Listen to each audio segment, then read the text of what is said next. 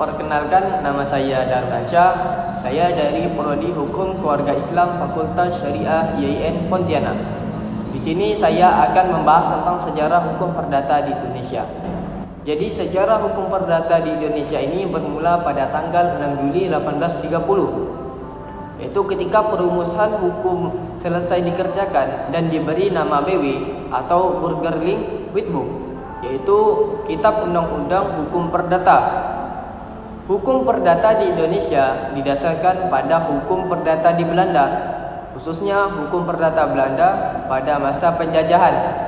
Sejarah hukum perdata di Indonesia tidak terlepas dari sejarah hukum perdata di Eropa serta kolonialisme Belanda di Nusantara. Hukum perdata di Indonesia juga terdiri dari hukum perdata adat, hukum perdata Eropa, hukum perdata nasional, hukum perdata internasional. Hukum perdata di Indonesia masih beraneka ragam atau pluralistis, di mana masing-masing golongan penduduk mempunyai hukum perdata sendiri-sendiri, kecuali bidang-bidang tertentu yang sudah ada unifikasi, seperti hukum perkawinan, hukum agraria. Jadi pada masa penjajahan, hukum perdata di Indonesia ini hanya berlaku bagi orang Belanda, tapi hukum ini masih digunakan sebagai salah satu hukum yang berlaku dalam negara hari ini. Hukum perdata di Indonesia juga terbagi atas hukum perorangan. Terus bagian kedua tentang hukum keluarga.